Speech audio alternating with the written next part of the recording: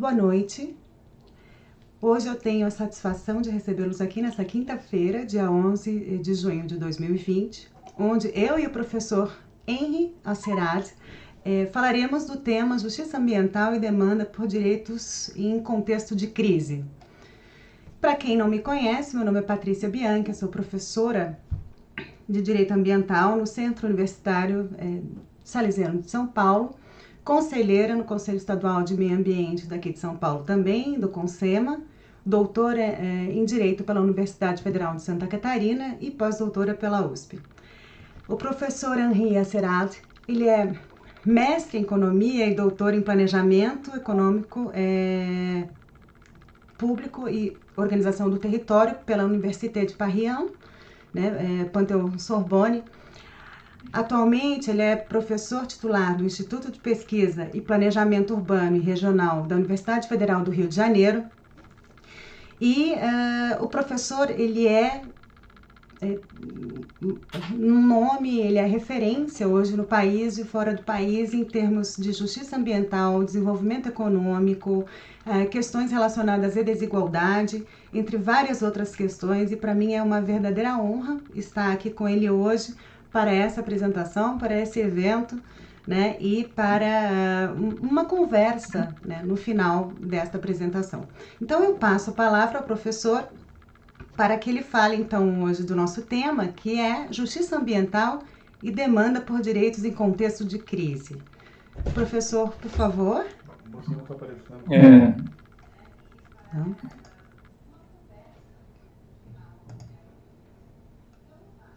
Vamos?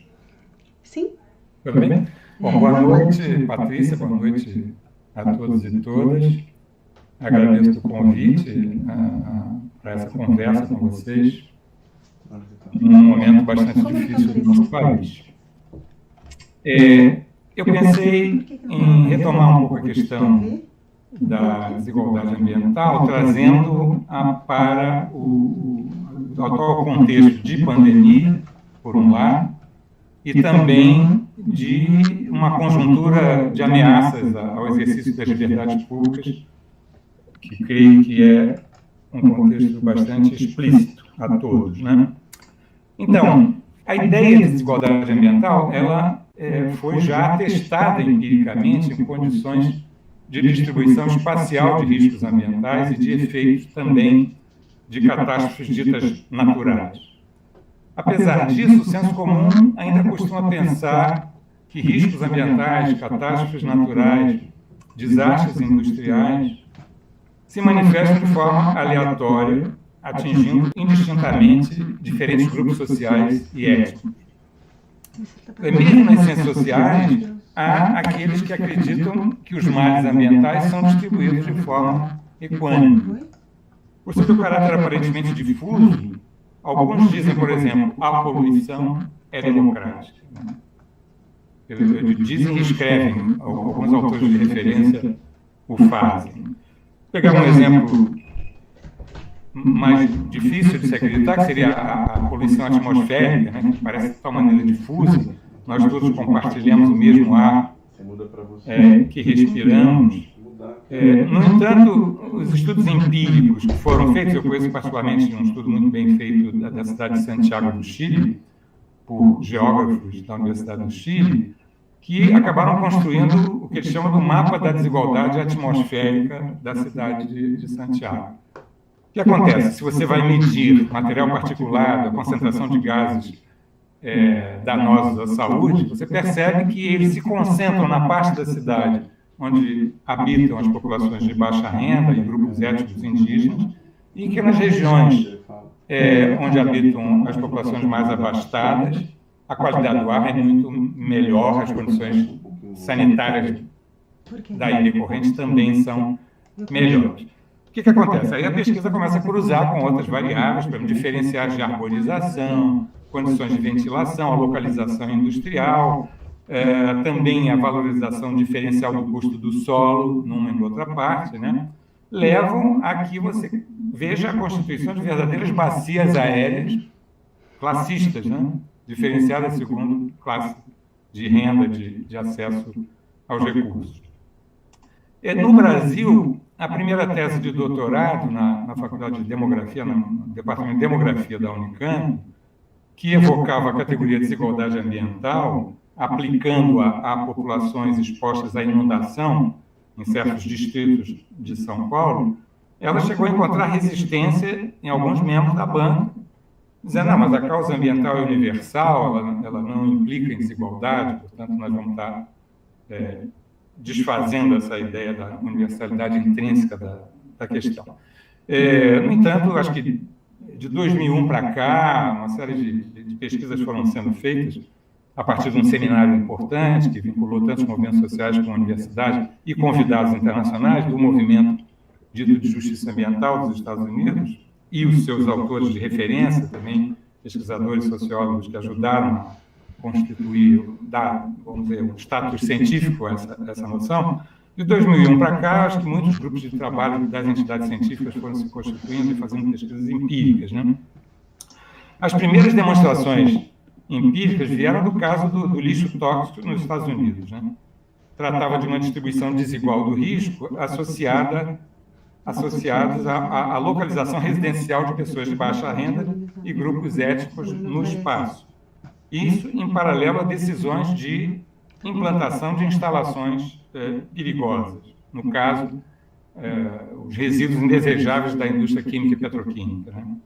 Então, o geógrafo David Harvey designava essa problemática como sendo de pessoas fora do lugar, junto com coisas fora do lugar. Evidentemente, numa perspectiva crítica desse tipo de processo socioespacial inigualitário, né? Então, passou-se a questionar a moralidade das decisões de localização vistas como discriminatórias. Em seguida, ganhou visibilidade a noção de desigualdade social e racial entre os atingidos por catástrofes ditas naturais. O famoso caso do furacão Katrina, em 2005, que ganhou as manchetes na grande imprensa dos Estados Unidos com o título Pobreza, Raça e Katrina, uma vergonha nacional. Isso é a capa da revista Newsweek, que existia à época, né? Na atual pandemia, entra em pauta a exposição mais que proporcional de negros, já em alguns lugares mensurada, e de pessoas de baixa renda e povos indígenas, a uma contaminação viral, portanto, mais que proporcional em relação ao percentual de participação desses respectivos grupos na população em geral, né? Então, negros e pobres mostram-se mais vulneráveis, né? É o termo que se utiliza. Ora, a noção de vulnerabilidade costuma acompanhar, em geral, a noção de risco. Enquanto a noção de risco designa a probabilidade de ocorrência de um agravo, de um dano, a noção de vulnerabilidade procura avaliar a suscetibilidade de certos grupos serem afetados por esse agravo, dado um conjunto de condições intercorrentes. Então, a caracterização de um grupo como vulnerável decorre do cruzamento da observação da distribuição social do dano com as tais condições intercorrentes que fazem com que haja grupos afetados mais que proporcionalmente, ou seja, em proporção maior do que sua participação no conjunto da população. O Estado, em sua configuração corrente de máquina pública, costuma se interessar em identificar, medir e localizar os ditos vulneráveis, fazendo os conhecidos mapas, né, de identificação de populações abaixo da linha de pobreza, ou com fome, ou número de crianças em situação de rua, né? Mas trata-se sempre de situações estáticas, né, como se fosse uma contagem de um estoque de pessoas que estão numa condição de vulnerabilidade. E quando desejam-se adotar políticas sociais para esses grupos, propõe-se suprir uma carência, fornecer um suplemento daquilo que faltaria para levar o vulnerável a uma condição de sobrevivência. Mas não costuma se atentar para os processos de vulnerabilização. Ou seja, a vulnerabilidade decorre, na verdade, de um processo de retirada das condições que permitiriam a estes grupos, tornados vulneráveis, né, se defenderem dos agravos, riscos e ameaças, né? Mas nas definições mais correntes, a condição de vulnerabilidade costuma estar posta nos sujeitos sociais e não nos processos que os tornam vulneráveis, né? Essa é uma primeira observação de método que eu acho que tem implicações políticas importantes, né? Então, uma alternativa, digamos, mais politizadora, nesse sentido de formulá-la enquanto um objeto do trato da máquina pública para dar conta, né, de situações desiguais que se quer superar, né? Uma alternativa desse tipo seria de definir os vulneráveis como vítimas de uma proteção desigual. Essa é a afirmação do movimento de justiça ambiental dos Estados Unidos, que procura, assim, pôr o foco no déficit de responsabilidade do Estado, né? E não apenas no déficit de capacidade de defesa dos sujeitos. Então, ela visa os processos de destituição e não apenas o resultado final desses processos. Bom, no caso da atual pandemia, verificou-se nos Estados Unidos, dados um pouco de um mês atrás, né, do Centro de Controle de Prevenção de Doenças, que 33% das pessoas hospitalizadas com Covid-19 eram afro-americanos, enquanto apenas 13% da população o eram. Negros e minorias étnicas, na Inglaterra, foram medidos como 14% da população, enquanto mortos pelo Covid, 30%. O grau de letalidade está se confirmando cada vez maior entre negros, né? Entre os profissionais de saúde, também na Inglaterra, a mesma coisa. Um comentário de um jornalista que eu anotei: isso se explicaria pela grande participação de imigrantes entre os profissionais de saúde na Inglaterra. Mas não é isso, ele não entendeu. O que a pesquisa diz é que a proporção de negros imigrantes entre os profissionais de saúde atingidos e mortos pelo vírus é maior que a proporção de negros imigrantes entre os profissionais de saúde. Então, esses grupos estariam se mostrando mais vulneráveis, né, ao vírus. No Brasil, ficamos um tempo sem dados, registrados por cor e renda. Então, houve várias alternativas para se aproximar através de pesquisa por telefone, coisa assim. A Justiça do Rio, a partir de certo momento, atendeu a um pedido da Defensoria Pública da União e determinou que secretarias de saúde registrassem dados de raça, etnia e gênero em caso do coronavírus. E, mais recentemente, teve uma pesquisa da PUC do Rio de Janeiro mostrando que as chances de um paciente negro ou pardo morrer em decorrência do novo coronavírus são 3,8 vezes maiores do que de um paciente branco. As pesquisas, evidentemente, vão se aperfeiçoar ao longo do tempo. Como sabemos, estão entre os fatores de risco as condições de moradia muito densas e insalubres da população negra de baixa renda, assim como a falta de acesso a serviços de saúde adequados.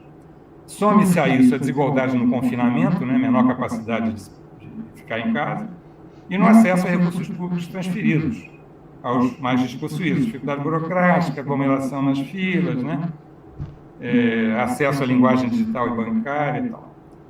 A desigualdade racial e de renda deve estar, creio eu, também presente nos percentuais de acesso a teste e na própria subnotificação.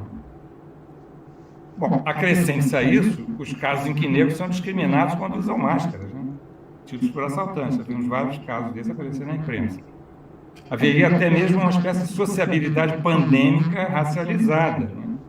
Isso lembra a vulnerabilidade, aí sim, que está inscrita no corpo dos indivíduos negros, né? Eu me lembro do Miles Davis dá várias vezes depoimento, grande músico de jazz, né, de como ele, indignado, via com frequência ser parado em batidas policiais porque ele era um indivíduo negro conduzindo um veículo de alto custo, né? Então, essa mesma discriminação incide sobre os corpos negros vitimados pela violência policial, agora em pauta a partir do caso que ganhou grande repercussão nos Estados Unidos, embora nós tenhamos casos semelhantes aqui todo dia, né?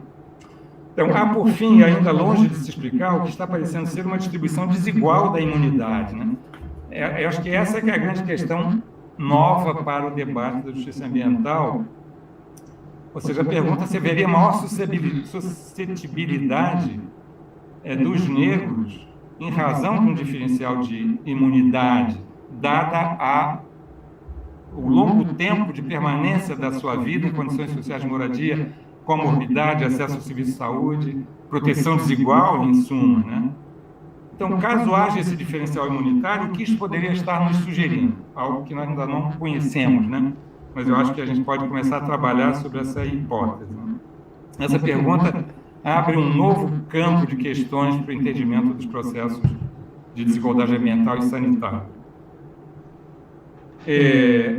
É possível que a maior suscetibilidade da população negra à pandemia estaria projetando no tempo aquilo que já se verificara empiricamente, estritamente no âmbito espacial. Ou seja, até aqui havia se comprovado o papel da variável proximidade entre aqueles sujeitos tornados vulneráveis e as fontes de risco. Então, gente fora do lugar, né, que não é valorizado no mercado de trabalho, que não tem representação política, que é discriminado racialmente, tal, essa gente fora do lugar, entre aspas, perto das coisas fora do lugar, que são portadoras de risco. Então, essa variável espacial de proximidade tem a ver com o funcionamento do mercado de terras, né, da desvalorização de áreas por atividades nefastas que aí estão colocadas e, portanto, ali vão conseguir habitar as populações de baixa renda. Então, tem uma dinâmica discriminatória que passa pela própria instituição mercantil, né? Que é a ideia de que o mercado é uma instituição por excelência neutra, que vai valorizar, né, a eficácia, vai premiar as competências e inovação. Nós vemos que o mercado ele é portador da discriminação, nesse caso, de forma explicitamente demonstrada na sua dimensão espacial, né? Isso porque os pobres tendem a se mover num circuito espacial de precariedade, né? Saindo das proximidades de um terreno contaminado para a proximidade de um oleoduto, uma linha de transmissão, um valão, como se diz aqui, etc. Então, é possível que nesse diferencial de imunidade estaria valendo o peso do tempo, quer dizer, da duração da experiência de vida em uma posição social de precariedade, né? Na constituição, quer dizer, o tempo na constituição dessa imunidade também fragilizada, né? Como um fator de estresse, digamos, das capacidades imunitárias frente aos agravos de ordem sanitária. Então, a gente poderia estar observando, nesse caso, os efeitos de uma proteção desigual disposta ao longo do tempo, e não só do espaço. Ou seja, o fato que os processos de vulnerabilização poderiam acabar inscrevendo, de fato, a vulnerabilidade nos próprios corpos, né, dos sujeitos. Agora, para destrinchar essa eventual presença do fator diferencial de imunidade, caberia às pesquisas epidemiológicas buscar no interior dos grupos de mesma faixa de baixa renda e condições habitacionais precárias, verificar se haveria indício de diferencial de imunidade entre brancos e negros, né? Todos eles, nesses dois grupos de baixa renda e morador de área densa, né? A epidemiologia, eu andei tentando entender um pouco mais disso, evidentemente que não é a minha área, né? Mas a epidemiologia trabalha com duas categorias de imunidade, uma que é inata e a outra que é adaptativa, né? Então, talvez esse ramo da ciência possa vir a verificar se essa imunidade dita adaptativa poderia resultar, ao longo do tempo, né, através de condições históricas ambientais de vida mais precárias, né, atingido a imunidade dos sujeitos que viveram, né, nessa experiência. Vou parar aqui a minha aventura no campo da epidemiologia, que evidentemente não deve ser vista com bastante reserva, né? Agora, voltando para o lado que eu acompanho melhor, quer dizer, é o que já se sabe, que o descompromisso do Estado e do capital para com a degradação ambiental e a oferta de serviços públicos de saúde de caráter universal é um pressuposto da desigualdade nessa distribuição de danos, né? É uma espécie de not in my backyard, como quem tem alguma intimidade com a literatura sobre o ambiente, esse termo em inglês, não no meu quintal, operasse de fato. Eu sempre achei extremamente inadequada essa noção de não no meu quintal, como se todos, cada um de nós, fôssemos a figura do individualista possessivo que só pensa em si, nos seus bens e que o resto que não importa, né? Mas eu acho que aqui estaria valendo esse not in my backyard de classe, né? Aquilo que faz até com que o ar poluído vá lançar os seus maus eflúvios nos bairros pobres, né? Ou seja, os poderosos tomam decisões ou deixam de tomá-las sabendo que têm eles próprios condição de se afastar das fontes de risco. Então, seja nas crises financeiras, como ambientais, sanitárias, os grupos no poder tendem a proceder a uma subavaliação dos riscos. Acabamos de ver aqui o negacionismo de respeito à pandemia, vamos discutir isso mais adiante, né? Com a percepção de que quem pagará os custos do desastre serão os contribuintes via Estado, no caso financeiro, e nos casos ambiental e sanitário, os grupos mais despossuídos e vulnerabilizados. Então, entre o otimismo tecnológico e a naturalização da poluição, na literatura histórica exprimiram a tolerância das elites com os efeitos indesejáveis da industrialização, lá nos primórdios do capitalismo na Europa, né? A tecnologia resolveria os problemas criados pela tecnologia, acreditava-se, e os negócios deveriam continuar prosperando, né? Os males ambientais, enquanto isso, já eram concentrados sobre os povos que residiam no entorno das fábricas, né? Então, a partir dessa leitura, basicamente de um autor chamado Alain Corbin, um dos que mostra esse processo, né, de tranquilidade das elites, preocupação dos despossuídos, né? Então, naturalização de epidemia e otimismo tecnológico na gestão da crise sanitária foi o que nós vemos hoje, né? No campo do neoliberalismo autoritário e social-darwinista, né? Que não só no Brasil isso se apresentou, em outros países. Então, o antropólogo Henrique Fassin chamou isso de uma xenofobia a qualquer custo. Sabendo que quem vai pagar são os grupos étnicos minoritários, os imigrantes, etc. Tal. Em sua versão brasileira, eu diria um racismo a qualquer custo, né? Que propõe a prioridade dos negócios ante a saúde dos mais protegidos, em maior proporção, como estamos vendo, negros e pobres. Então, a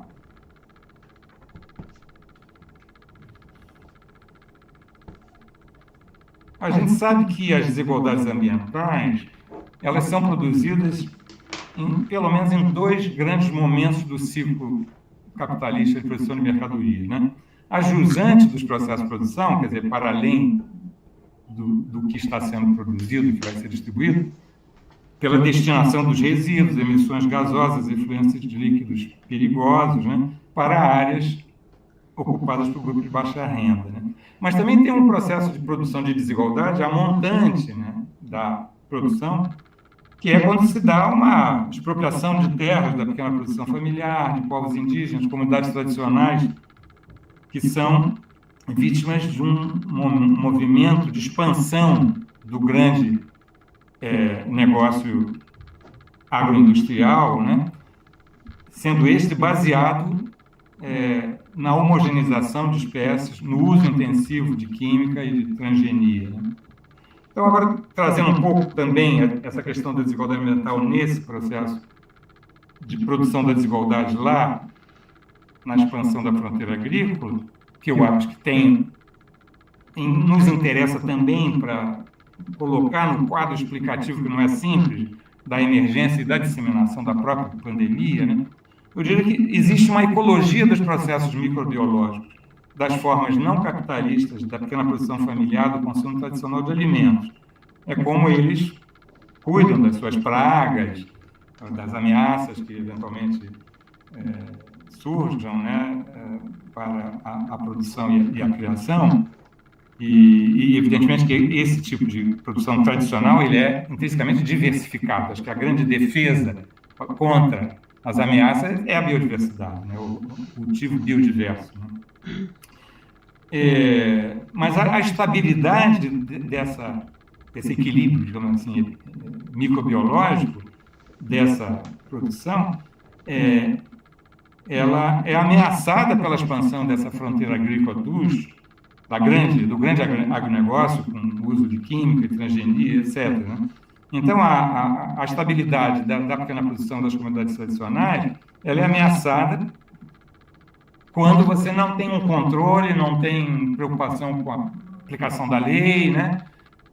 Abre as terras públicas para grilagem, ou quer alterar a legislação de preservação das matas para permitir que os ilegais avancem, e isso vai atropelar não só as unidades de conservação, as áreas públicas, mas também as áreas ocupadas por esses grupos que são os que cultivam a biodiversidade e a capacidade que vamos dizer, o nosso campo teria de se defender contra vírus, né, resistentes, que já foram objeto de muitas vacinas e em contato com agrotóxicos também, cada vez vem reduzindo a sua duração de vida, porque a resistência também dos bichos vai aumentando, né? Então, eu diria que essa mão invisível do capitalismo, que avança e desestabiliza esses modos de vida e as ecologias das áreas ocupadas por povos indígenas tradicionais, ela é completamente cega quanto aos efeitos não mercantis do mercado. Bom, aí eu entro no âmago do que eu acho que é a questão ambiental, que é algo que acontece fora das relações mercantis, que não é regulado pelo sistema de preço, portanto, não é objeto de uma relação contratual. É a capacidade de jogar os resultados invendáveis da sua produção sobre a atmosfera e sobre os cursos d'água, né, que produz a famosa poluição. Quer dizer, você não ter um controle sobre os espaços não mercantis, onde as relações sociais acontecem, onde as condições de vida, de qualidade do ar, da água e dos próprios sistemas vivos, né, não serem capazes de se defender de vírus danosos e assim por diante, né? Então, eu diria que essa cegueira da mão invisível do mercado, ela é maior ainda quando os males acabam caindo sobre os despossuídos, índios, negros e pobres, né? Eu diria que o golpe estatístico hoje em curso para camuflar o tamanho da pandemia seria parte dessa política social darwinista que faz desaparecer os corpos, em sua maioria, de negros e pobres, né? Ou seja, eu chego aí na questão dos mecanismos regulatórios. Agências ambientais e sanitárias, a elas que caberia vigiar, formular, criar normas e aplicar o combate à grilagem, à degradação ambiental, ao uso de substâncias perigosas, né? No entanto, essas agências, o que a gente vê é que elas são fortemente constrangidas por grandes interesses, grandes corporações, e submetidas à prática corrente de fazer passar, abre aspas, a boiada desregulatória através da ação de agentes como Salles, né, o conhecido Salles. Isso ficou claro na reunião ministerial de 22 de abril último, né, porque aquela reunião onde a grande imprensa, com muita gentileza, disse que faltava uma pauta que discutisse as questões cruciais do país, ou a pandemia, etc. Até onde eu pude acompanhar, havia uma pauta, sim, e eu pude observar, eu acho que boa parte da população que foi levada a observar aquele tipo de cena, né, ver governantes planejando a expropriação de terras indígenas, né, criando condições para o desmatamento, a grilagem, a destruição do patrimônio cultural, né, assim como agindo para desmontar as medidas de precaução contra a epidemia, né? Então, acho que aquilo foi um momento importante para a gente entender, vamos dizer, crises ambientais e sanitárias, evidentemente como não são fatos naturais, mas são fatos políticos e, por vezes, podemos identificar o centro político da produção dessas crises, né? Eu diria que aquela situação das câmeras filmando aquela reunião, ela é semelhante à da câmara que mostra a polícia de Minneapolis sufocando o homem negro com o joelho. É como se aquelas câmeras estivessem mostrando o momento em que o poder coloca o joelho sobre o aparelho respiratório da democracia, né? Para terminar, eu diria, ciências sociais, eu e meus colegas, assim como os pesquisadores e profissionais do direito, como Patrícia e seus colegas, não são uma câmera, mas podem perfeitamente ajudar a entender e as pessoas entenderem as razões pelas quais o racismo permanece e o modo como ele está incrustado no poder pós-colonial e pós-escravista. É isso, fico por aqui. Obrigado, Patrícia.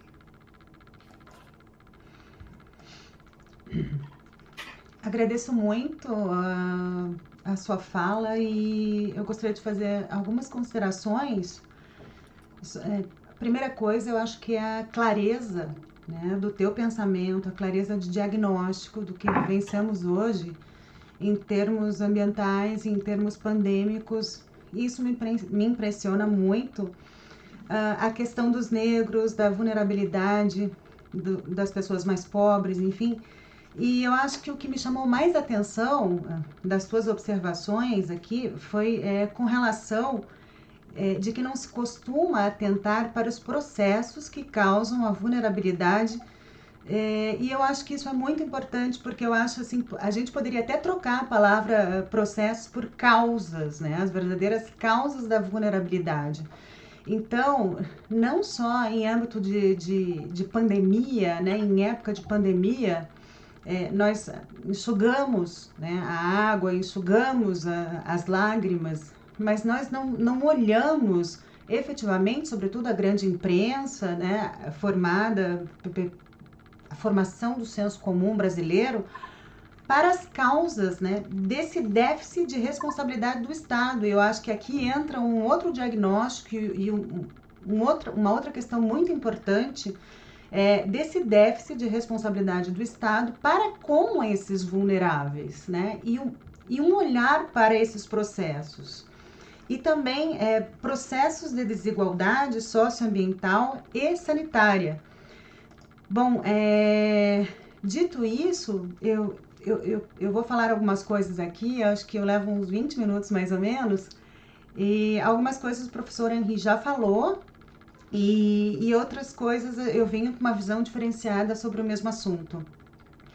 Bom, nós tivemos alguns estudos científicos nos últimos tempos, né, incluindo um publicado na revista Nature Medicine, que trazem evidências de que o Covid ou a Covid surgiu a partir de processos naturais de evolução dos seres vivos, né? Eu digo isso porque nós tivemos uma certa discussão na imprensa e na vida cotidiana a respeito da possibilidade da Covid ter surgido num laboratório chinês, por exemplo. Então, eu acho que isso já ficou comprovado, as evidências se tornaram realmente muito fortes de que isso não era uma opção viável, né? Não era uma interpretação viável. E, na visão dos cientistas, o vírus passou de uma seleção natural dentro de um hospedeiro animal e depois chegou aos seres humanos com capacidade infecciosa, como aconteceu com a SARS ou H1N1, então seria a mesma lógica. E esses indícios também são acompanhados de outros indícios ou fortes, né, estudos que falam das origens sistêmicas da pandemia, né, muito ligadas à questão ao atual modo de produção do mercado, que elimina a biodiversidade, como o professor Henri falou, e cria sistemas agroalimentares que não produzem alimentos, né, mas sim commodities, mercadorias, que na maioria são exportadas, degradação e doenças. Então, esses sistemas agroalimentares de produção agrícola aqui no Brasil, eles hoje, sobretudo os maiores, os grandes produtores, eles estão muito atrelados a essa questão da produção de commodities, que são mercadorias para o mercado internacional, e muita degradação, e agora, então, também a produção de doenças. Lembrando que cerca de 70% da produção para consumo interno e para consumo da população brasileira, ela se dá pelos médios e pequenos agricultores. Deste modo, as atividades humanas, como a construção de estradas, mineração, a caça, a extração de madeira, desencadearam as epidemias de ebola no Gabão e em outros lugares lá na década de 90. David Quammen, autor, né, de Spillover, Infecções Animais e a Próxima Pandemia, em um recente artigo publicado lá no The New York Times, ele relata o seguinte, ele diz que invadimos florestas tropicais e outras paisagens selvagens que abrigam inúmeras espécies de animais e plantas, e dentro dessas criaturas há muitos vírus desconhecidos. Rompemos os ecossistemas e liberamos os vírus dos seus hospedeiros naturais. Quando isso acontece, eles precisam de um novo hospedeiro e muitas vezes este seremos nós. Bom, sabendo disso, né, de toda essa questão da origem da pandemia, de como isso tem a ver com a relação homem-natureza, né, enquanto isso, no Brasil, ontem, né, exatamente ontem, foi publicado o relatório anual do desmatamento de 2019. E os dados, eles demonstram que só em 2019, né, a área desmatada no Brasil equivale a 8 cidades de São Paulo. Então, vocês já imaginem para onde nós estamos caminhando. Contudo, né, com a atual pandemia em curso, né, é importante repensar, além dos problemas que originam essa crise pandêmica, também a infraestrutura urbana. Porque a origem, as causas, como o professor Henri falou anteriormente, eu acho que essa é uma sacada muito importante, mas numa situação emergencial a gente também precisa repensar a infraestrutura urbana, particularmente os assentos de baixa renda e informais. Os esforços a curto prazo que nós temos tido ultimamente é justamente no sentido do isolamento para tentar evitar uma infecção em massa, ou pelo menos uma infecção concomitante de muitas pessoas. Em longo prazo, com a probabilidade de novas doenças infecciosas, que provavelmente, né, aparecerão, segundo vários artigos de vários cientistas que cuidam dessa questão, será preciso rever as abordagens relativas à atual política urbana. Por quê? Por que nós devemos rever, né, as abordagens dentro da política urbana? Nas cidades há um desenvolvimento desigual entre as classes, né, gerando uma proliferação de favelas, pobreza, miséria, violência, enfim, tudo que provém, tudo que é consequência da miséria, da pobreza, enfim, tudo que faz mal não só para essas populações carentes, mas para a sociedade de uma forma geral. Em paralelo a isso, na construção da cidade surgiram direitos. Então, com a construção, com a migração das pessoas do campo para a cidade, né, no início do século XIX, isso foi causando desigualdades, mas ao mesmo tempo que também foram construídos direitos. Como, por exemplo, o direito à educação, o direito ao lazer, o direito à saúde, o direito ao trabalho e o direito à habitação. Contudo, hoje, as leis urbanísticas que nós temos aqui no Brasil, elas não beneficiam a todos de uma forma igualitária, ao menos de uma forma aproximada. O que resulta numa imensa massa de excluídos vivendo nos centros urbanos. O chamado direito à cidade, quando eu falo direito à cidade, eu estou falando de um direito que está previsto no Estatuto da Cidade, que é a lei mais importante sobre o assunto aqui no Brasil. Esse direito e todos os demais que ele comporta deve ser acessível a todos, né? Porque abrange, sobretudo, uma série de direitos fundamentais, não são direitos considerados perfumaria, né? Um direito que seja inacessível, mas sim direitos fundamentais.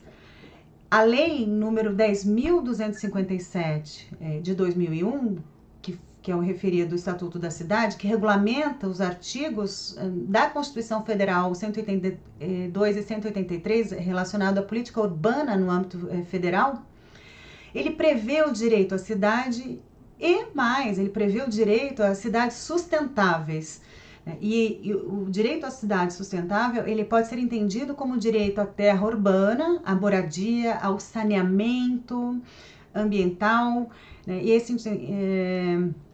para as presentes e futuras gerações. São direitos consagrados para as presentes e futuras gerações. Transportes públicos, por exemplo, também incluídos. E a política urbana brasileira, e eu toco aqui numa questão de extrema relevância, ela ainda deverá se dar por meio de uma gestão democrática, e isso está lá previsto no nosso Estatuto da Cidade, na Lei 10.257 de 2001. Uma gestão democrática com a participação da população brasileira, das associações representativas dos vários segmentos da comunidade na formulação, execução, acompanhamento de planos, programas e projetos de desenvolvimento urbano. Nesse contexto, de preparação, nesse contexto de formulação, de acompanhamento no desenvolvimento das cidades, dos centros urbanos, a economia e a preservação ambiental, elas devem ser analisadas de forma conjunta. A busca por cidades sustentáveis, ela deverá ter um ponto fundamental de inversão da segregação socioespacial. Então, todos os instrumentos, planos diretores, estatutos, planos governamentais, relatórios de impacto ambiental, estudo de impacto ambiental, são instrumentos de suma importância na busca por esta sustentabilidade, porque são instrumentos que, por lei, exigem a participação da comunidade. E a ideia numa democracia é que, se essa comunidade ela é ouvida, ela deveria ter um poder, deveria ter uma influência sobre o próprio crescimento e a proteção no âmbito das cidades. Nesse processo, o maior desafio seria reformular um conceito de interesse público, né, e viabilizá-lo mediante uma ação do Estado. Sobre esse ponto, o professor Henry também mencionou, o David Harvey. Ele destaca a principal conquista neoliberal foi evitar que parcela pública de controle e governança se ampliasse, isso no âmbito do Estado. Criaram-se novos sistemas de governança que integram os interesses estatais e empresariais, garantindo que os projetos governamentais para as cidades favoreçam as grandes empresas e as classes mais altas. Nesse caso, aumentar a proporção do dinheiro em poder do Estado só terá um impacto positivo, diz Harvey, se o próprio Estado voltar a ficar sob o controle democrático. Então, aqui eu acho que a questão mais importante é o controle democrático, o controle com a participação popular da sociedade civil versus um controle exercido pelas grandes empresas, sobretudo as empresas transnacionais e as empresas que acabam tendo uma influência muito maior sobre o Estado do que nós desejaríamos. Num contexto de crise pandêmica pela Covid, as perdas humanas e econômicas em face da pandemia já são sentidas com muita profundidade em estados como, por exemplo, a Itália, a Espanha, os próprios Estados Unidos. Isso levou a um questionamento entre especialistas e leigos com relação a manter ou não manter o isolamento entre as pessoas. E aqui a gente podia até trazer isso para o Brasil, que ficaria até muito mais complicado do que nesses países. Tamanha a confusão que é feita no âmbito federal em termos de diretrizes para a população com relação à proteção em tempos de uma pandemia tão grave que o mundo inteiro se mobiliza para se proteger. De qualquer forma, jornais renomados como o britânico The Guardian, agências de notícias como a norte-americana Bloomberg ou o diário norte-americano New York Times tem noticiado que, em análises quantitativas de custo-benefício, as melhores estimativas disponíveis sugerem que os governos continuem com precauções, ainda que caras. E o que os estudiosos dizem é que, mesmo aqueles que são de direita, então, entre esses jornais citados, eu li algumas reportagens daqueles que comumente não indicam proteção, não indicam precaução, em vários casos, porque tem uma filosofia diferenciada, são considerados teóricos de direita, mas neste caso específico do coronavírus, até eles indicam que a precaução em termos econômicos, é algo mais viável. Eles dizem que os especialistas que a análise custo-benefício geralmente confirma que muitas vezes é perigoso ser cauteloso, mas com o coronavírus seria diferente. No Brasil, quando se fala em direito ambiental e tudo que envolve o direito ambiental, em termos de trazer qualidade de vida para as pessoas, nós temos um artigo que é considerado o artigo mais importante, que é o 225 da Constituição Federal, que estabelece que todos têm o direito ao meio ambiente ecologicamente equilibrado, como bem de uso comum do povo, essencial a qualidade de vida das pessoas. E esse artigo da Constituição, que fala que nós temos esse direito ao meio ambiente ecologicamente equilibrado, ele é um artigo muito ligado à questão da sustentabilidade. E aí eu entro na questão aqui da justiça ambiental, e até numa fala que lembra muito o pensamento do professor Henry, né, e que fala que há fortes sinais de que o meio ambiente não tem sido uma política de Estado, né? Ou seja, o meio ambiente ele tem sido uma política de governo, e olhe lá, né, às vezes nem isso. Atualmente eu acho que nem isso. Então não tem sido uma política de Estado, mas ao mesmo tempo ele também não é uma questão importante para as empresas, para o capital. Isso porque os grandes interesses econômicos, eles costumam impor a terceiros, quando eu falo terceiros aqui eu estou falando dos mais despossuídos, os danos ambientais que produzem, gerando, portanto, uma desigualdade ambiental, ou seja, uma concentração dos benefícios do desenvolvimento para poucos e a imposição de uma concentração de danos às maiorias despossuídas. O Estado, por sua vez, né, nesse processo todo, ele tem se mostrado refém da chantagem desses empreendedores.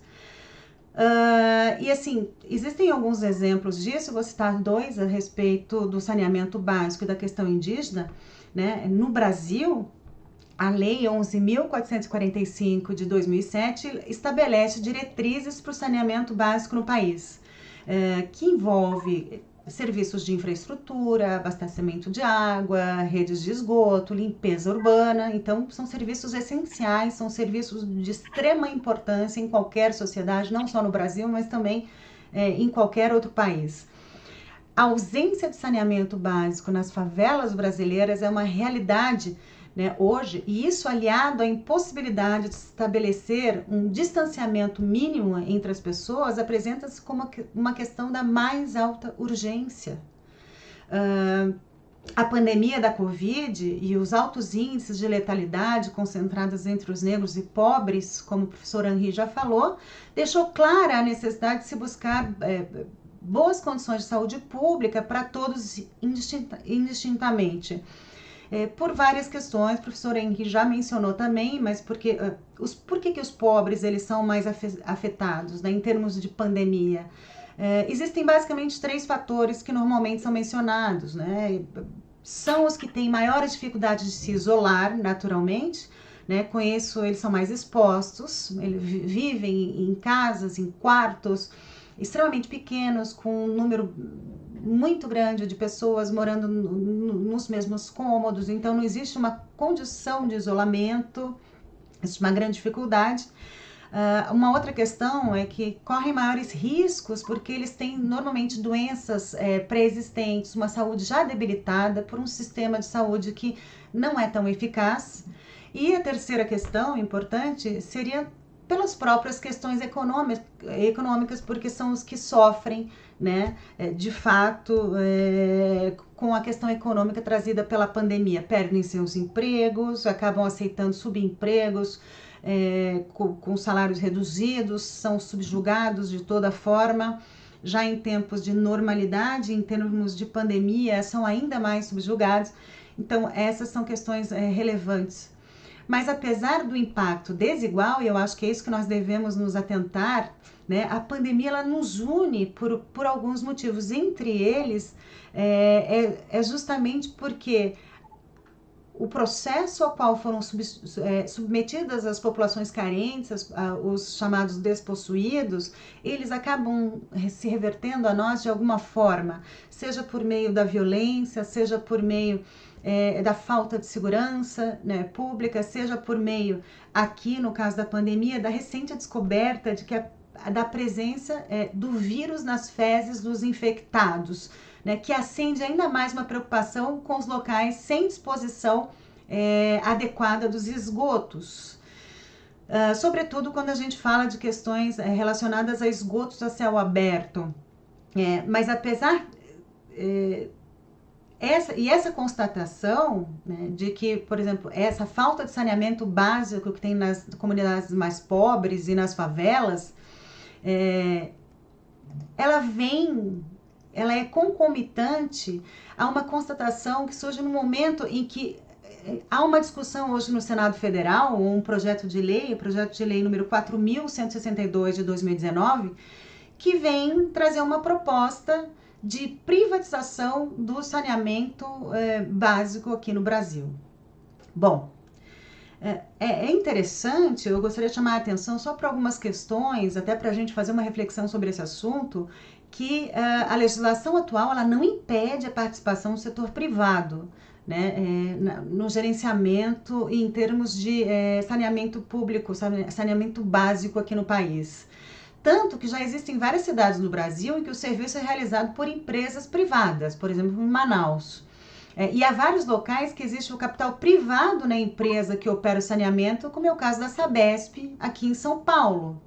Então, assim, a questão da participação do capital privado, do setor privado no gerenciamento, em questão de saneamento, isso não se sustenta. Essa justificativa de mudança de projeto não se sustenta, de alteração na lei atual não se sustenta, mesmo porque a lei atual é extremamente recente. E aí, uma outra coisa que eu chamo a reflexão é que nós devemos nos questionar, né, e verificar onde ocorreu essa privatização e qual foi o resultado dela. Então, só para citar alguns exemplos aqui para vocês, em Manaus, após 20 anos de gestão privada, né, foi publicado em 2020 que quase 200 mil pessoas não têm acesso à água. E a cidade tem uma cobertura de coleta de esgoto, né, de apenas 31,5%. E quase 70% dos esgotos produzidos são lançados em corpos d'água. Outro dado importante para a nossa reflexão é que desde os anos 2000, né, tem-se conhecimento de pelo menos 235 casos em que a concessão voltou ao poder municipal. Né? O que eu quero dizer com isso? Em 235 municípios, eles privatizaram e tiveram que retornar, né, desfazer a privatização e retornar ao poder público municipal. Cidades que já tinham privatizado o serviço e optaram pela desprivatização. Por quê? Porque havia uma necessidade de melhoria, né, da qualidade, da transparência financeira, da recuperação da capacidade operacional e controle. Também, eu acho que aqui a questão mais importante, muitas famílias não podiam pagar as contas que eram muito altas. São cidades, por exemplo, como Paris, Berlim, Buenos Aires, Jacarta, né, experiências de privatização, né, da questão do saneamento básico. E observando que no âmbito da América Latina, teve questões relacionadas inclusive com restrições de acesso à água que quase provocaram uma guerra, como foi o caso de Cochabamba, na Bolívia. Bom, ainda tratando das maiores vulnerabilidades aprofundadas pela crise pandêmica, eu gostaria de citar aqui também, por último, então, a questão dos indígenas, por exemplo, onde o vírus se sobrepõe a um problema que é recorrente de invasão de terras, né, pelos garimpeiros, o professor Henri também já falou sobre isso, dos grileiros, dos madeireiros ilegais, gerando conflitos e riscos agora sanitários. O enfraquecimento da fiscalização permitiu o avanço dessas redes criminosas, que buscam ilegalmente madeira, minerais e outras riquezas. E nesses últimos tempos, sobretudo, os territórios indígenas estão cada vez mais vulneráveis. Só para citar aqui o recente desmonte, né, do IBAMA e da FUNAI, agências encarregadas de proteger o meio ambiente e os direitos dos povos indígenas, respectivamente, que impossibilita uma atuação eficaz, uma atuação rápida, né, e com uma frequência necessária para impedir os avanços sobre essas terras públicas ou terras indígenas. A consequência disso é que os próprios indígenas eles precisam patrulhar e proteger o seu próprio território, né, por conta própria. E isso, acho que todos já viram os noticiários, tem causado um grande número de morte entre esses indígenas que estão numa posição inferior, né, de defesa da terra, sem condições para exercer essa defesa, sem condições oficiais, sem condições em termos de materiais, de instrumentos, e estão abertos a todo tipo de violência, a todo tipo de ataque e a todo tipo de expropriação forçada das suas terras. Essa é uma questão de extrema importância que vem acompanhada da pandemia, que vem acompanhada do adoecimento, né, de vários indígenas e segundo o Ministério da Saúde, 0,3% das internações por conta da Covid-19 são de populações indígenas. A Secretaria Especial de Saúde Indígena informou que há casos de Covid confirmado em 500 aldeias indígenas brasileiras. E a pandemia já causou mais de 80 mortes, né, nessas comunidades. E essas questões, tanto a questão do saneamento, que já é uma questão extremamente débil em termos de responsabilidade do Estado brasileiro, é um déficit do Estado brasileiro com relação às populações, a maioria da população do país, ainda nós temos a questão indígena, que é uma questão que está sendo, de uma forma, reduzidos os direitos e os cuidados de uma forma muito rápida, né, nesses tempos atuais. E, tendo em vista essas questões, conclui-se que há um profundo abalo nos pilares do modelo ultraliberal de desenvolvimento. Que tipo de desenvolvimento que nós estamos efetivamente realizando, né, pondo em prática aqui no país? Cujas diretrizes são o crescimento econômico sem limites e o sacrifício de grande parte da população que deve realizar para alcançá-lo, né, o fim do Estado protetor e das políticas públicas redistributivas. E talvez lá no fim do túnel uma recompensa final pelo acesso à ciranda do consumismo desenfreado. Então nós vivemos nesse tripé, crescimento econômico ilimitado, um grande sacrifício, né, que é isso que nos é passado, que nós devemos realizar, né, para que esse crescimento ele se dê e para que tenhamos acesso a um consumo desenfreado.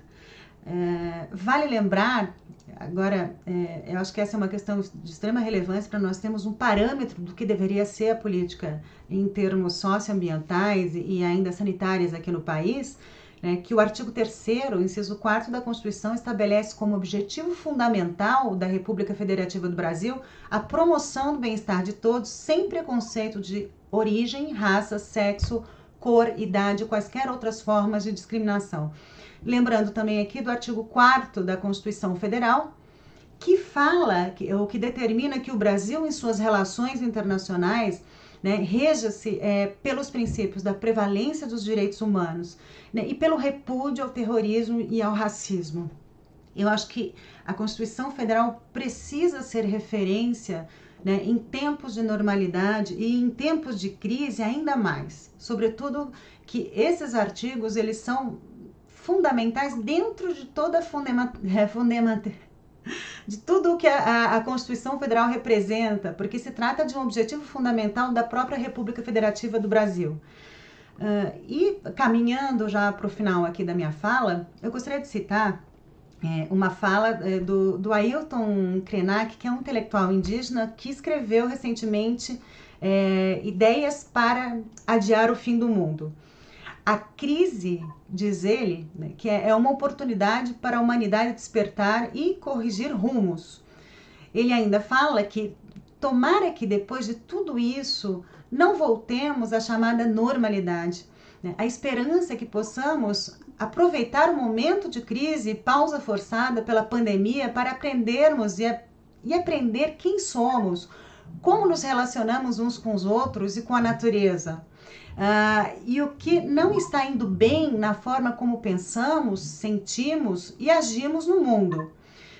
E aqui eu gostaria de contrapor o pensamento dele com um pensamento, uma fala do Edgar Morin, que afirma que essa epidemia nos traz um festival de incertezas. Ele diz que não podemos saber se após o confinamento o comportamento e as ideias inovadoras retomarão seu impulso, se revolucionarão a política e a economia ou se a ordem abalada se restabelecerá. Mas ele adverte, né, Morin adverte, sobretudo, né, que nós devemos temer a regressão geral que já estava em curso durante os primeiros 20 anos do século XXI. Ele cita, por exemplo, a crise da democracia, a corrupção e demagogias triunfantes, né, os regimes neo-autoritários, impulsos nacionalistas, xenófobos e racistas que já estavam em curso, né, antes da pandemia. E Morin entende, por fim, né, que todas essas regressões, na melhor das hipóteses, estagnações, são prováveis enquanto não aparecer um novo caminho político, ecológico, econômico, social guiado por um humanismo regenerado. Ou seja, poucas esperanças para nós, né? E por fim, numa sociedade como a brasileira, contextualizada em meio a tensões e deficiências sociopolíticas das mais variadas, para que se faça valer direitos, que é o tema de hoje, né, a questão da conquista de direitos em época de crise, de justiça ambiental, de justiça socioambiental, né, para que se faça valer esses direitos ou interesses que estão fora da esfera do poder político-econômico, não nos resta outra opção senão atuar na própria arena política, ainda que pensemos que essa seja desacreditada ou que não vale a pena lutar nesse âmbito. E nesse ponto eu lanço mão, né, de uma fala do Daniel Innerarity, que é um filósofo e ensaísta espanhol, que escreveu um livro chamado Política em Tempos de Indignação, que questiona se existe algo pior que a má política. E eu achei essa parte do livro extremamente interessante, porque ele pergunta se existe algo pior que uma má política? Em resposta, o autor ele argumenta que seria ainda pior a ausência dela, né, ou a mentalidade antipolítica, já que isso aniquilaria as aspirações daqueles que não têm outra esperança senão a não ser a política, né, porque não teriam condições de exercer poder em outros âmbitos. Então, Innerarity, ele afirma que no mundo sem política, pouparíamos alguns trocados e não teríamos de assistir a certos espetáculos lamentáveis, né? E hoje são muitos, mas aqueles que não têm outros meios para fazer valer o seu ponto de vista, perderiam a representação dos seus interesses e as suas pretensões de igualdade. É verdade que, apesar da política, as coisas não vão tão bem para eles, né? No entanto, qual seria o destino se nem mesmo pudessem contar com a articulação política dos seus direitos? Assim, por fim mesmo, né, agora, uma crise originariamente causada por uma má interação do homem com a natureza, que resultou na pandemia de um vírus, causada por um vírus, não pode prescindir a luta de fazer valer direitos, né, ao exercício da cidadania ativa. Não deveríamos esperar que essa crise por si só resolva nossos problemas. Se tivermos um sonho de uma sociedade mais justa, devemos ocupar o espaço político por meio dos recursos que dispomos.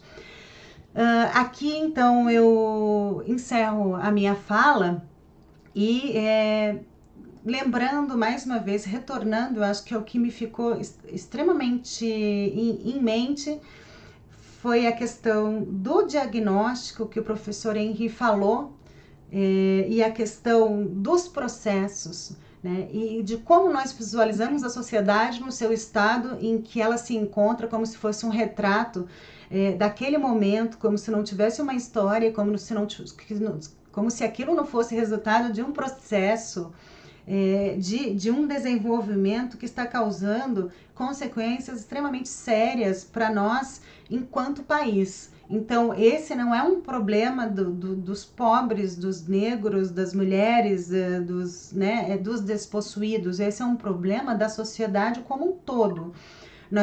Acho que o importante é que nós pensemos que nós estamos ligados a essas pessoas, né? Que não seja por solidariedade, né? Que não seja por um sentimento fraterno, que seria o ideal, mas por um sentimento de convivência política, social e econômica, e que isso nos atinge sim, e que nós temos que lutar por eles, e por isso sim, e que é uma causa de um Estado, é uma causa de um país, né, de exigir que o governo ele pratique políticas de Estado que tenham continuidade e que tenham bons resultados. e que nós possamos ter uma clareza, né, para formar diagnósticos e para poder mexer, né, nossos pauzinhos e tratar com instrumentos que nos levem a um futuro melhor para nós, para as crianças, enfim, para as próximas gerações. Eu gostaria então, né, feitas essas reflexões, eu gostaria de passar a palavra ao professor Henri, para que ele teça algum comentário, ou se tiver alguma questão a respeito do assunto que nós conversamos hoje. Professor? Alguns autores que você mencionou aí, e boa parte do debate, logo no início da pandemia, que apareceu na imprensa internacional, me pareciam um pouco ingênuos em relação à perspectiva de que a pandemia seria já o sinal de que o capitalismo globalizado estaria atingindo seus limites e esbarrando em dimensões biológicas que ameaçariam a sua continuidade. Portanto, isso provocaria uma consciência generalizada de que é preciso mudar. Eu acho que a intenção é muito boa, o Edgar Morin é um desses que batalhou a vida inteira por essa mudança, mas acho que falta não só reconhecer a incerteza, evidentemente, mas introduzir a dimensão de força, né? Quais são as forças relativas que podem sustentar, né, a pertinência dessa hipótese, se vai nessa direção ou vai em outra, né? E para isso, trazendo também para o campo específico da nossa discussão sobre justiça ambiental, o Robert Bullard, que é esse sociólogo negro que fez a primeira pesquisa empírica a partir de um insight que o movimento social teve de que haveria essa distribuição desigual dos males do desenvolvimento concentrados nos negros de baixa renda e dos benefícios do desenvolvimento para as populações brancas de mais alta renda. Ele enuncia o que eu chamei de uma lei de Bullard, né? Ele diz assim: enquanto for possível reproduzir esse mecanismo, né, que todas as decisões técnicas ou locacionais da dinâmica de produção de riqueza, se elas estiverem sempre tão bem divididas assim, de o que é bom fica para os dominantes e o que é nefasto, que baixa a expectativa de vida, causa doenças e, enfim, diminui a imunidade, etc., tal, vai para as populações de baixa renda e para os grupos étnicos menos representados nas esferas decisórias. Se isso puder continuar assim, nada mudará, diz ele. Não haverá mudança, né? Só haverá mudança. O movimento ambientalista, na sua vertente mais conservacionista, de preservação de florestas, do valor da natureza, unidade de conservação, etc., enquanto eles não perceberem que a questão ambiental é uma questão atravessada pelo conflito, é atravessada pela discriminação racial, eles nunca vão conseguir alcançar as suas causas, né? Ter sucesso na sua causa. Enquanto for possível, você toma uma decisão de matriz energética, se você sabe que os resíduos vão fazer mal à saúde dos negros e pobres, você continua investindo naquela matriz energética. Só se você decidir proteger em prioridade aqueles mais despossuídos, você vai forçar os que tomam decisão a mudar suas decisões. Essa é a lógica absolutamente discutível, mas para mim muito clara, porque introduz essa variável de força relativa, né? Se você não mudar essa correlação, daí a questão do grande debate internacional sobre mudança climática, que ganhou mais visibilidade, mais, digamos, participação de massas o ano passado, naquelas sexta-feiras de greve na Europa, principalmente. No entanto, ela, se você não vier atrelado a essa crítica da desigualdade e apontando por onde você deve começar a mudar, você vai ficar no alarme, né? Você não mexe com a estrutura de forças políticas, né? Então, acho que tem que vir, a denúncia tem que vir atrelada a um diagnóstico de onde a mudança pode vir. Então, isso eu gostaria de acrescentar. Fora isso, que eu gostei muito de ouvir a Patrícia falar na linguagem dos direitos, e eu acho que esse é um tema central hoje. Se fosse pensar como formular o que nós estamos vivenciando hoje, nós vivemos num Estado de direitos, né? Um Estado de direito, mas que é atacado internamente em permanência por um processo de desconstituição desses direitos. Já houve episódios no passado de um processo eleitoral legítimo que levou ao poder pessoas e grupos que abandonaram aí completamente o sistema legal inicial e produziram males internacionais e geracionais, difícil da gente mencionar. Mas eu acho que cada momento é um momento histórico diferente. Então, nós temos que atentar para esse... Eu estou tentando formular, acho que vocês, como profissionais do direito, né, poderiam aperfeiçoar. Quer dizer, eu acho que o Estado hoje atende a uma agenda de transferência de poder de um quadro institucional para um quadro extra-institucional. Então, ele é atacado na sua dimensão pública, porque seria o Estado de Direito, a sua dimensão pública. Eu acho que há uma perversão da linguagem dos direitos. O direito está sendo atacado mesmo no sentido do seu uso, né? A gente não ouve falar já há muito tempo em direito à saúde, à educação, à cultura e à construção mais participativa do sistema político. Isso aí há muito tempo. A gente ouve o quê? O direito à concentração de terra, né? O direito à posse de armas por grupos armamentistas. Quer dizer, isso aí, evidentemente, que não é o sentido que a linguagem de direitos adquiriu, digamos assim, no interior daquele projeto que se entendeu ser o de construção democrática, ao longo da história, produzir crescente divisão do poder pelas maiorias, né, em todos os âmbitos, do acesso aos recursos e do processo decisório, etc.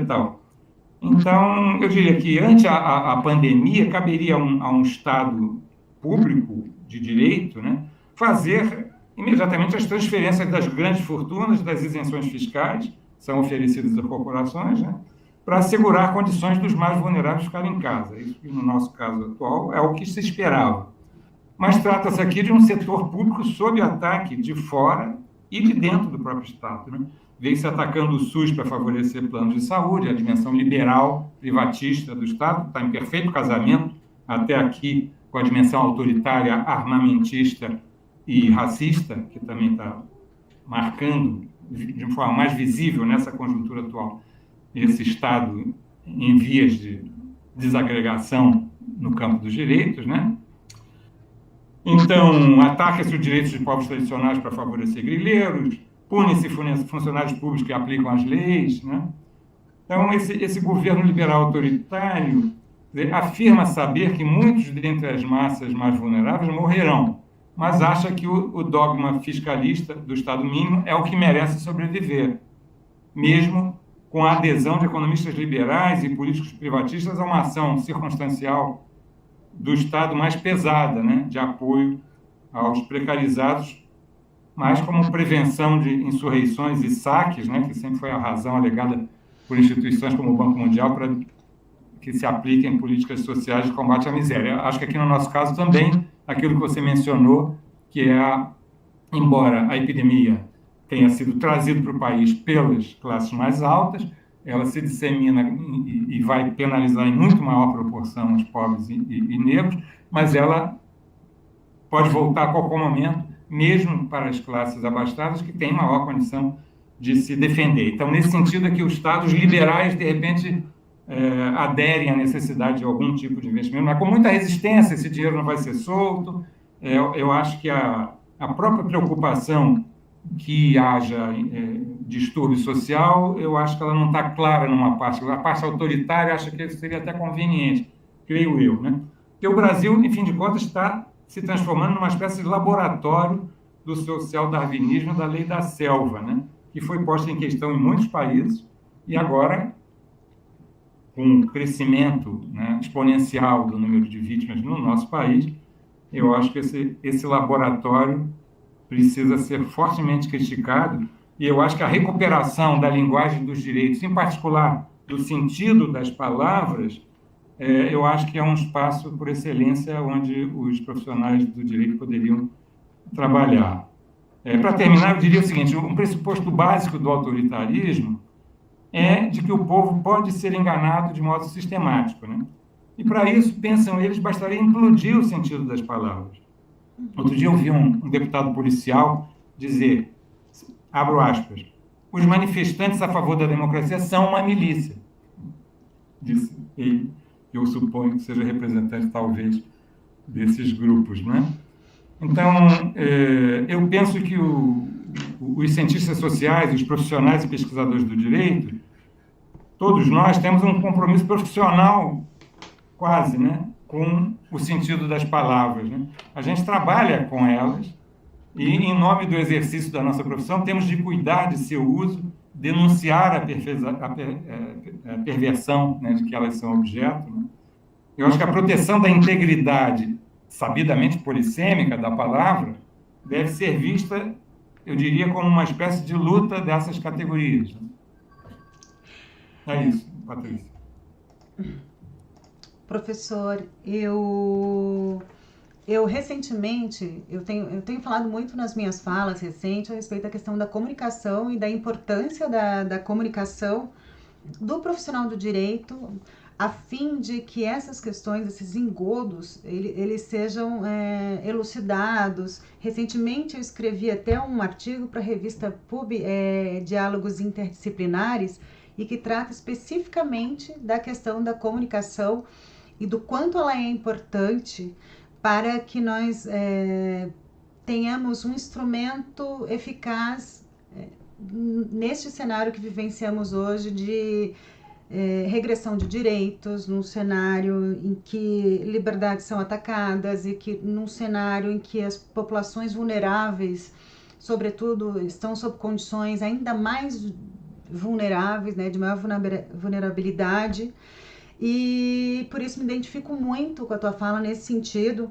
Eu ia encerrar o nosso evento agora, até para não tomar muito mais do teu tempo, mas eu vou aproveitar essa oportunidade para te fazer uma pergunta que eu acho que foi uma das primeiras coisas que me chamou a atenção numa das tuas falas, num dos eventos que eu já te assisti aqui no Brasil. Eu lembro, ou antes disso, com relação ao tratamento das questões pandêmicas e com relação ao tratamento até mesmo da questão dos direitos humanos, que envolve tudo que nós estamos conversando aqui, existe aquela questão do Estado, da proteção interna aqui, da proteção estatal, né, da responsabilidade do Estado com relação a essas populações ou com relação às questões ambientais, mas existe também um outro patamar, que é o patamar internacional, um cenário internacional que hoje se forma para tentar dar respostas a problemas, sobretudo problemas que são de caráter global, né? Então, no meio ambiente, a gente tem a questão transfronteiriça, então o que se fala normalmente é que nós temos problemas globais que precisam ser tratados no âmbito global.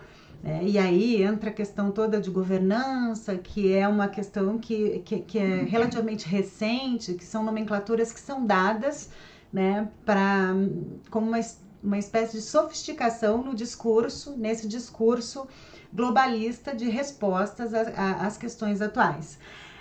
A primeira vez que eu vi algo diferente nesse discurso, eu acho que foi contigo, então a minha admiração já era muito grande, cresceu mais ainda, porque na verdade são visões que se ampliam, são visões que vão também sendo colocadas e direcionadas para cantinhos e que a gente normalmente não observa, né? O que eu quero falar são sobre as conferências e espetáculos. Eu lembro que você falou uma vez sobre que as conferências eram conferências e espetáculos, e aí desenvolveu algum raciocínio em cima disso. Sem até se aprofundar, mas só aproveitando a oportunidade aqui para fazer esse questionamento, hoje, o que você acha hoje, né, sobre a questão dessa proteção? Se essa proteção viesse de fora, se ela viria, né, e o papel dessas conferências com relação ao momento que vivenciamos hoje. Se você puder me falar.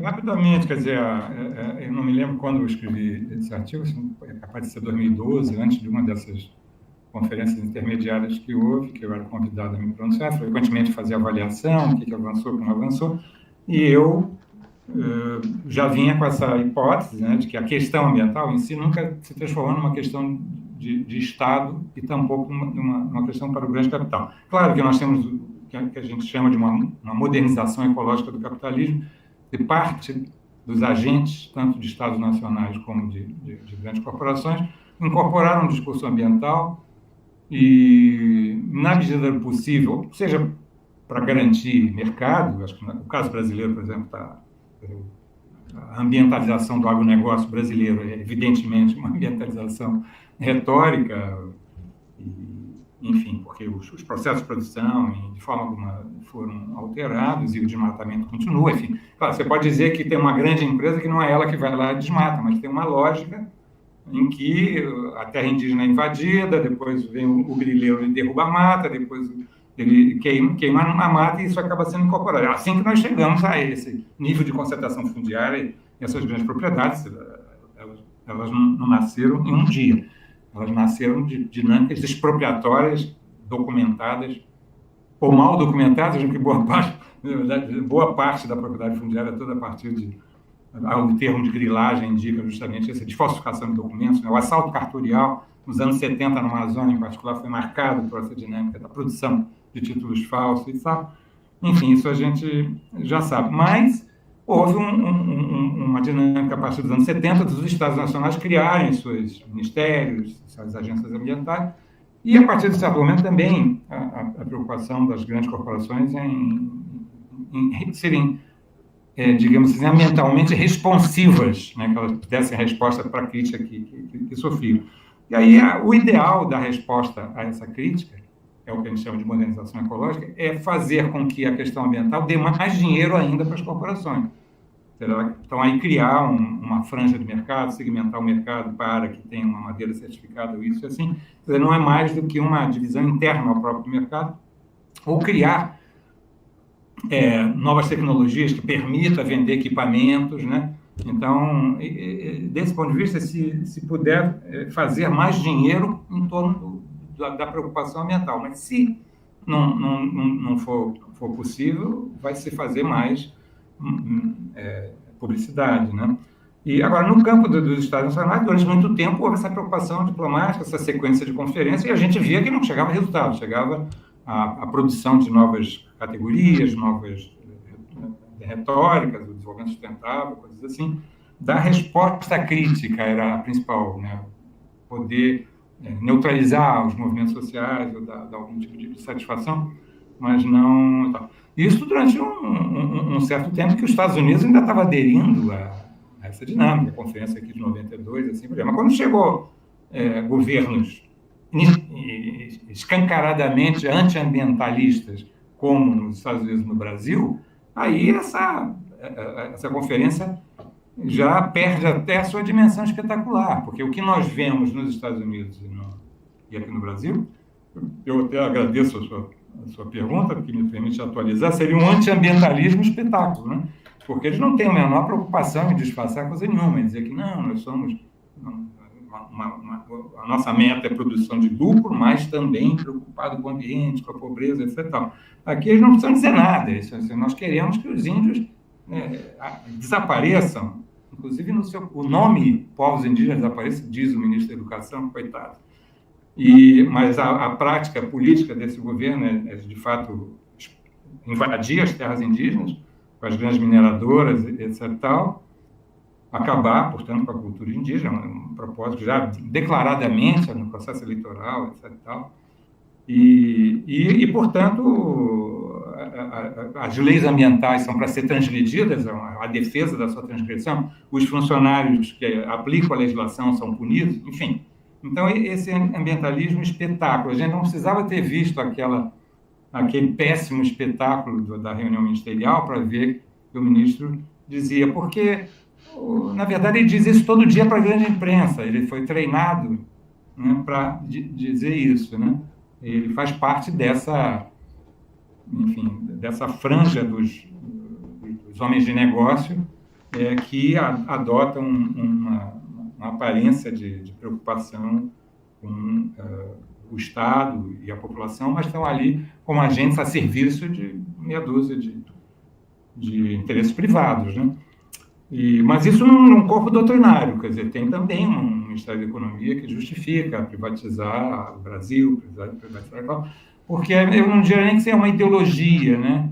mas é um discurso absolutamente primitivo, que não frequenta nenhum texto de economia sério e não permite o diálogo com nenhum economista sério, mas é nas mãos de quem, na cabeça de quem, uma boa parte das elites brasileiras colocou a responsabilidade pela, pela recuperação da economia e a volta da prosperidade. Mas, para terminar, só com essa minha cisma com um discurso ultraliberal que não tem nem lógica interna, eu me lembro dos economistas que vinham defender a reforma trabalhista, isso há 2 anos atrás, né, com paixão, né, um privatismo apaixonado, dizendo que, destruindo os direitos dos trabalhadores, o emprego ia explodir. Esses economistas desapareceram. Né? Feitas as reformas, conquistadas, aí não precisa mais. Quer dizer, o que se mexe é a correlação de forças. Quer dizer, você vê como é que os entregadores como é que chama? Esses entregadores vão defender direitos se eles não têm nenhum contrato, não é isso? E para isso foi feita a reforma, para que eles fiquem no seu lugar. E hoje eu vi um entregador que percebeu essa jogada, mas ele percebeu também que é muito difícil para ele mobilizar os entregadores em defesa das suas condições de existência, porque eles já estão postos, graças à defesa apaixonada que os economistas liberais fizeram na imprensa, de que o Congresso tinha que acabar com os direitos trabalhistas. Agora as relações de força já não são muito favoráveis. Mas a percepção e a pesquisa sobre os processos de destruição de direitos em si já ajudam muito a gente pensar como avançar na reconstituição de uma população de 220 milhões de habitantes que não poderá viver em paz sem que os seus direitos sejam assegurados, e não só os direitos das elites.